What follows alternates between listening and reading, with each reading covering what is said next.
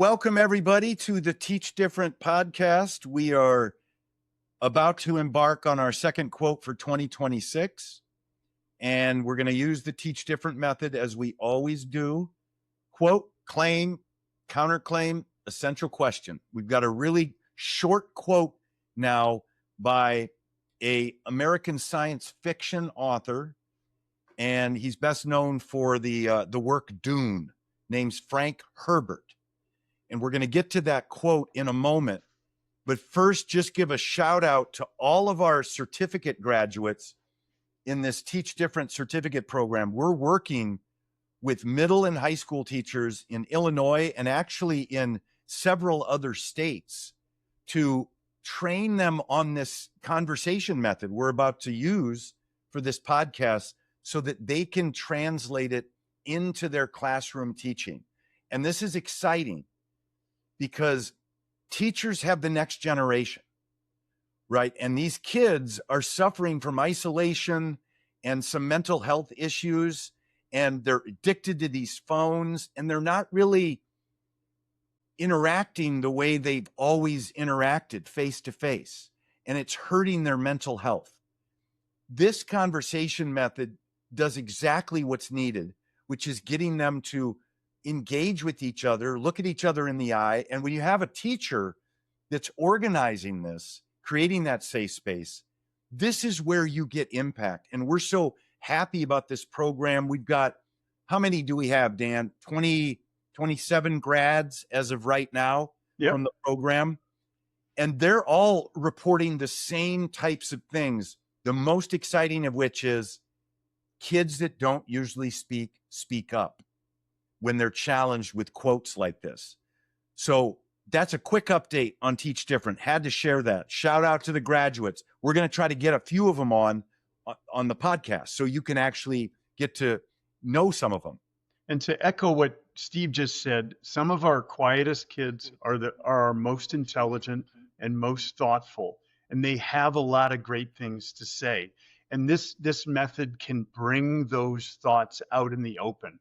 And that, as Steve said, that's been one of the most gratifying things we've learned from the programs that we're running of teachers trying this. It's really cool. It's really cool. And that's how Teach Different started. It was a student that inspired it. So it's really, really exciting. I mentioned claim, counterclaim, essential question. That's our drill. I'm going to read our quote a couple times, and then we're going to get right into this. Hopefully connect it to some everyday, maybe current events if we can, in addition to any of our own experiences. But I'm here with Dan, and we're about to make this happen. So here's the quote. Fear is the mind killer. Fear is the mind killer. And this is Frank Herbert. What are your thoughts? Well, wow. Fear kills our mind.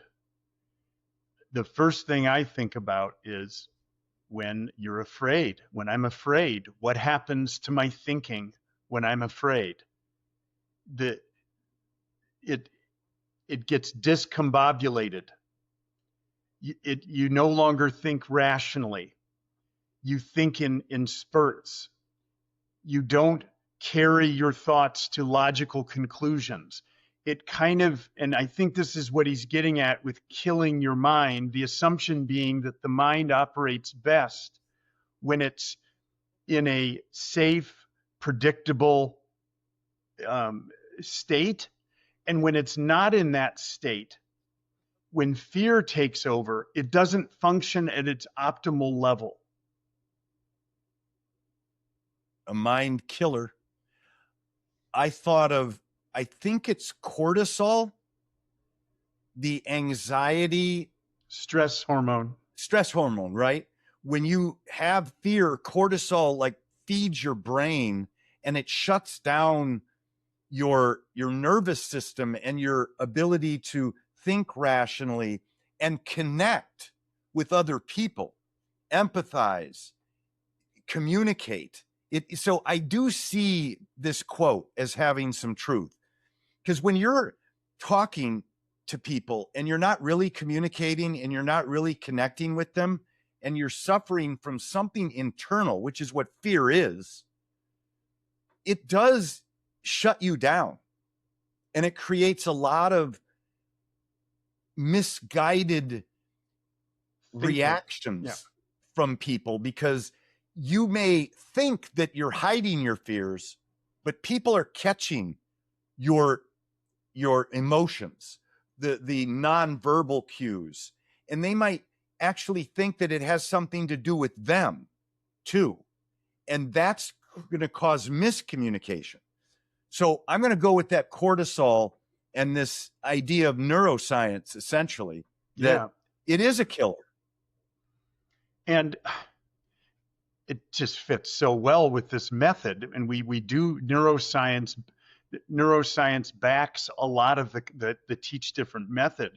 The idea behind getting people in conversations is to erase fear and to create a situation where your mind feels like it can grow in safety and comfort without stress.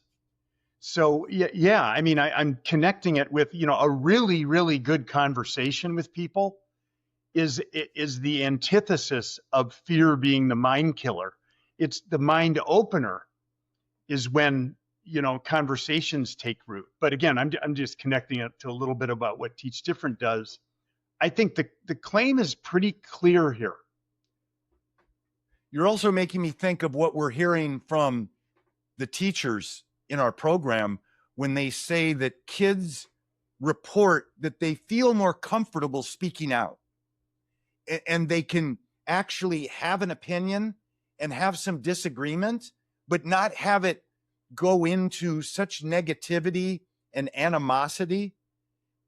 That's important, right? People fear is what drives that dialogue. And look at our society today, how difficult people are having to communicate, and the difficulties they're having. It's based in fear. It's based in mistrust. When I think about what happens to a student in your class or in whatever public setting, when someone feels humiliated or when they feel like they're not listened to, fear grips them, and it is a mind killer. They don't share. They don't think. They wallow in fear. It is a very common human response that happens lots of times. I think that it's fair to question what killing means in this context, a mind killer, because your mind is not really killed. It's doing something different than when you're not in fear. It's not operating at its highest level. And its highest level is when it's able to connect, when it's able to empathize, when it's able to communicate, when it's able to self-reflect and think rationally. That's, maybe the definition of what killing is. That's a good essential question. What does Herbert mean by killing in this context? Mm-hmm. So I like gotta that. Go. I'm ready to go counterclaim here. Yeah, I am too. And fear can kill minds in the way that Frank Herbert describes it. But fear can also ignite your thinking and can focus you and get you in a direction to solve a problem. I think of firefighters and police officers, and our niece flies in helicopters to help save children who've been in accidents in the mountains. There's some fear that is part of the job. I've spoken with her about this, but the fear doesn't kill the mind, it sharpens it, and it gets it in a situation where it can deal with an otherwise insurmountable problem. That would be my counterclaim. Yeah, it activates the mind. Fear activates the mind. Think of the fear of public speaking. One thing I've noticed, because I've had fear of public speaking just like everybody else, but what I've noticed is in the lead up to the speech, there's a lot of kind of anxiety and fear. And when that speech ends up happening, I do have this sense of clarity that I don't have sitting on a couch and not being fearful at all. My mind is not as sharp. Activated. You know, so maybe a question would be, what's a healthy dose of fear and anxiety that can activate the mind, right, but not debilitate it? There's your essential question right there. Because I agree with you. Public speaking is a great example. This is probably why people are so tired after public speaking. It's their fear has been has activated the mind into producing this public speech, and you've used all your energies to channel this fear in what is hopefully a good performance. That's why you're so darn tired afterwards. So anyway, fear can be an energizing influence in your life, but to your point, what's the proper balance where it doesn't debilitate you, but it puts you in a position to be successful doing something? I like the word vigilance. I think that vigilance is a positive term that can come out of fear. And what is vigilance? It's just being more aware of your surroundings. And that can lead you to some observations and some insights that you're not going to get. I have this image of just sitting on the couch. Yeah. If you don't have anything that you're a little bit worried about, not only are you not going to have clear thinking, you might not even be inclined to share your voice. Sometimes fear can get us to speak up because why? We try to overcome our fears. Right. And that's a motivator. And if courage is one of our virtues, it takes energy to overcome fear, to be courageous. So if we bake that into a habit of our acting, well, then fear is naturally going to be part of that equation. It has to be It's not a mind killer. It's an ingredient to courage. Yep, there's another counterclaim. Yeah, those are very, very clear. This Any one other has essential legs. questions? I'm just thinking of the way that the struggles that we're having as a society now with just having fear in having conversations with other people and realizing that it does take courage to step out and be willing to engage with someone. And I don't even know if it's just courage. Sometimes it takes a curiosity.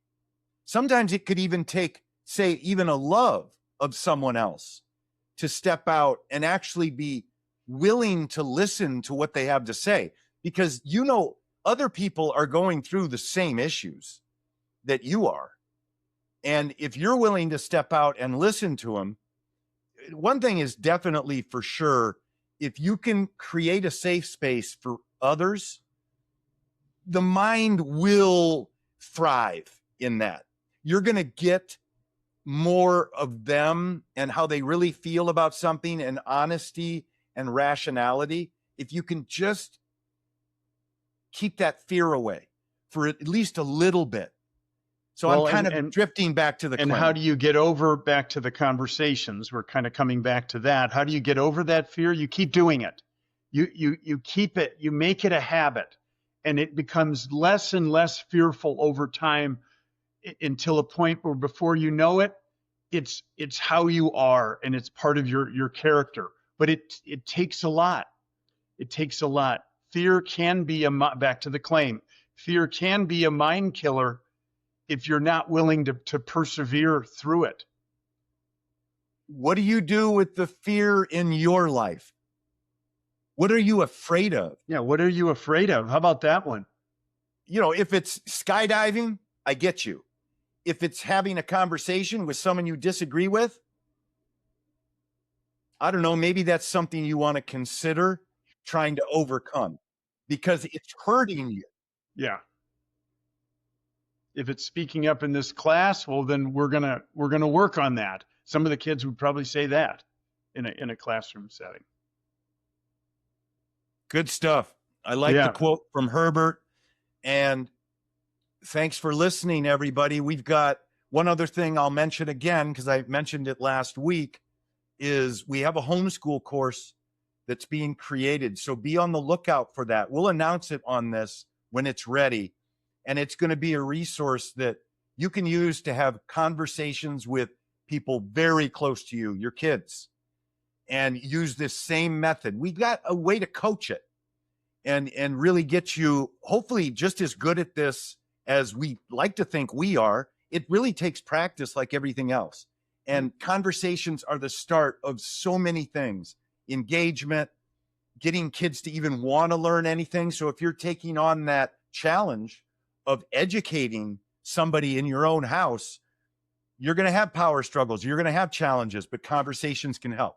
Don't let fear be the mind killer. Don't let fear be the mind killer with conversations. There you go. There you go. All right. Take care, everybody. Take care. Bye-bye.